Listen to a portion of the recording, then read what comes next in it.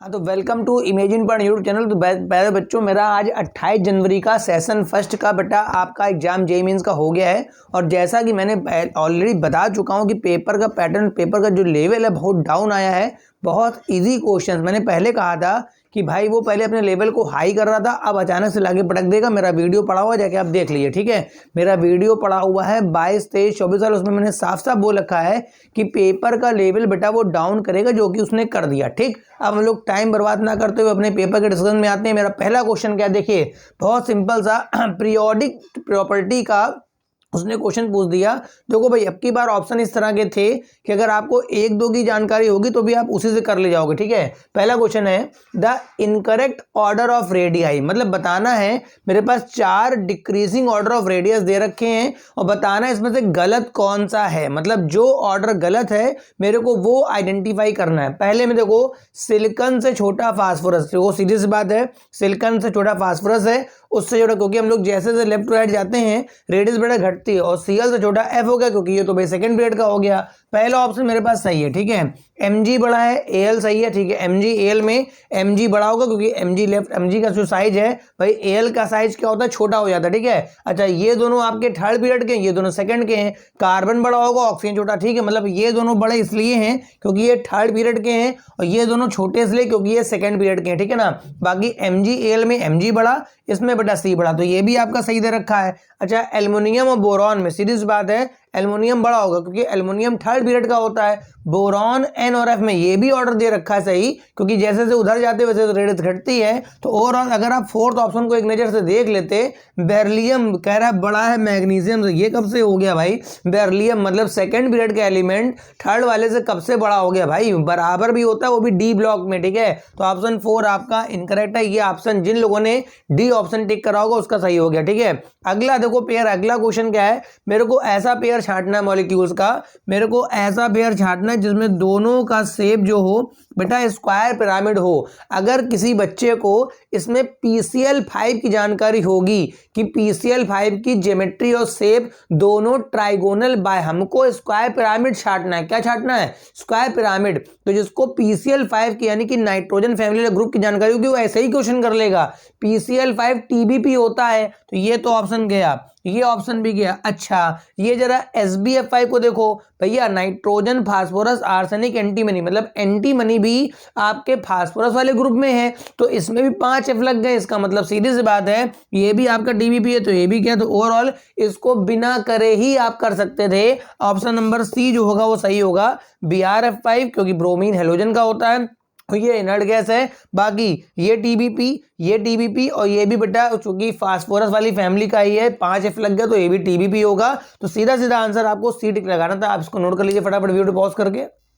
अब एक क्वेश्चन देखो, मेरे पास ये पूछा गया था, यहां पर दे रखा था बेटा नॉर्मल प्रोपिल ब्रोमाइड, सिंपल सा एल्किल हैलाइड का बहुत 2 कौड़े का क्वेश्चन है, उसको उसने AgCN दिया। क्या दिया? AgCN। आपको अच्छी तरह पता है AgCN कोवैलेंट स्ट्रक्चर का होता है, तो Ag≡N। तो यहां पर कार्बन की, अगर आप कार्बन का चार्ज देखेंगे तो यहाँ प्लस आएगा, तो यहाँ न्यूक्लियोफिलिक सेंटर N होता है, ठीक है। एम्बिडेंट न्यूक्लियोफाइल होता है CN, ठीक है। तो N अटैक करेगा, तो यहां पर जो बनेगा ये हो जाएगा CH3 CH2 ये बन जाएगा आइसोसाइनाइड, ठीक है। इस वाले में आपका ये भी कोवेलेंट होगा, तो इसके कोवेलेंट होने की वजह से नाइट्रोजन का, देखो O के पास भी लोन पेयर है, O के पास भी लोन पेयर है, मगर N की जो इलेक्ट्रॉन नेगेटिविटी है थोड़ी कम होती है, तो नाइट्रोजन जो है वो अपने इलेक्ट्रॉन यहां पर अटैक करेगा, यानी ओवरऑल N से जुड़ेगा, तो फाइनली बनेगा यहां पर CH3 CH2 और नाइट्रो कंपाउंड बन जाएगा। क्या बन जाएगा? नाइट्रो कंपाउंड, ठीक है।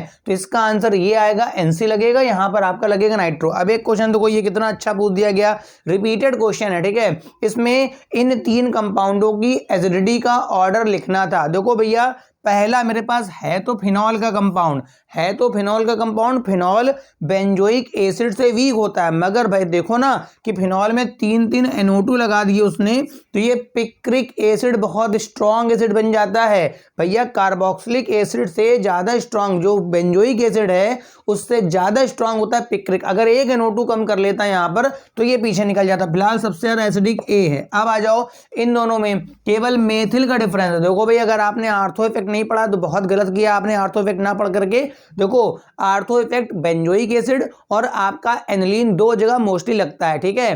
तो अगर कोई भी ग्रुप अगर आर्थो पे लगता है बेंजोइक एसिड के, तो उसकी एसिडिटी बेटा हमेशा क्या होती है, इसकी एसिडिटी हमेशा इंक्रीज कर जाती है। अगर एमीन में लगेगा तो उसका बेसिक नेचर डिक्रीज कर जाता है, अगर इसमें लगेगा तो इसके वजह से आर्थो इफेक्ट यहां लग रहा है और इसकी जो एसिडिटी बढ़ेगी। तो ए के बाद सी, कुछ लोगों ने CH3 को प्लस आई करके इसको वीक एसिड बना दिया होगा, जिनको आर्थो इफेक्ट नहीं पता होगा तो ए के बाद सी और सी के बाद बी, ये आर्थो इफेक्ट की वजह से बेटा ज्यादा एसिडिक होता है। फटाफट उसको नोट कर लीजिए, फिर मैं आगे क्वेश्चन डिस्कस करता हूं।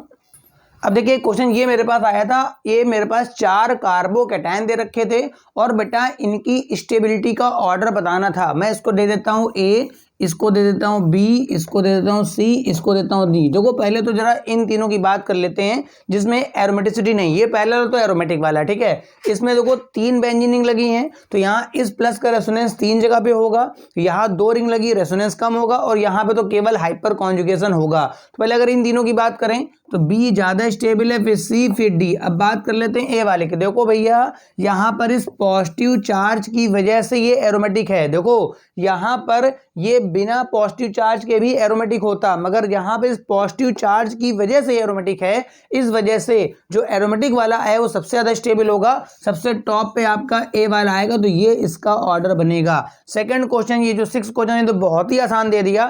देखो पहले उसने क्लोरोबेंजीन दिया, तो क्लोरोबेंजीन को उसने KOH दिया, क्या दिया KOH, तो वहां मोस्टली पहले फिनॉल बनेगा, क्या बनेगा फिनॉल। फिनॉल पे उसने CO2 गैस दे दी, तो CO2 गैस देने पे क्या बनता है बेटा सैलिसिलिक एसिड। मेरे पास कोल्बे रिएक्शन है, जो रिएक्शन है कोल्बे है और मेरे पास बनता है सैलिसिलिक एसिड। फिनॉल जो होगा उसके आर्थो पे मोस्टली COH लग जाता है, ठीक है ना।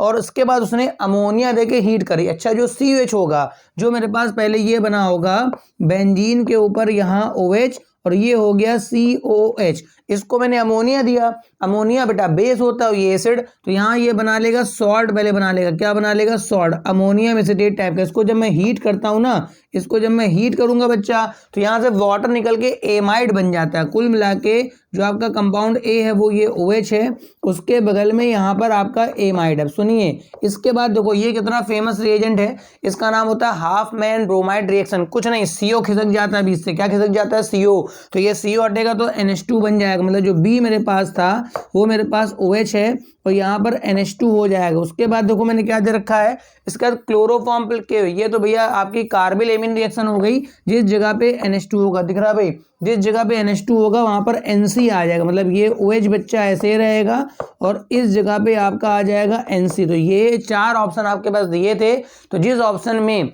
OH के बगल में, जिस ऑप्शन में बच्चा OH के बगल में NC आएगा वही आपका करेक्ट आंसर होगा। अब देखो क्वेश्चन नंबर 7 में मेरे पास क्या है, विच क्वांटम नंबर है सेम एनर्जी। देखो यहाँ पर 2 सेट ऐसे हैं क्वांटम नंबर के जिनकी एनर्जी बेटा सेम है। तो मैं बता दूं जिन क्वांटम नंबर्स का n+l इक्वल आता है, ठीक है, जिन क्वांटम नंबर्स का बेटा n+l इक्वल आता है उनकी एनर्जी सेम होती है, एनर्जी का m से कोई मतलब नहीं है, ठीक है। तो जरा देखो इसका n+l ये 4 आएगा, इसका n+l ये बेटा 3 आएगा, इसका n+l बेटा 5 आएगा और इसका भी बेटा क्या आएगा 5। तो ये जो मेरे पास थर्ड और फोर्थ है, उसने वहां C और D करके दे रखा था, तो थर्ड एंड फोर्थ वालों के जो n+l की वैल्यूज है ये बेटा इक्वल है। इस वजह से वहां पे अगर CD लिखा होगा तो C और D वाला ऑप्शन आप टिक कर दीजिएगा। क्वेश्चन ये था कि किस क्वांटम नंबर के सेट की एनर्जी इक्वल है, तो energy depend upon the NL। बात समझ में आ रही होगी, उम्मीद है ये 7 क्वेश्चन आपको अच्छे से समझ में आ गए होंगे। अगर आपको आगे इसी तरह से और भी देखना हो तो चैनल सब्सक्राइब कर लीजिए।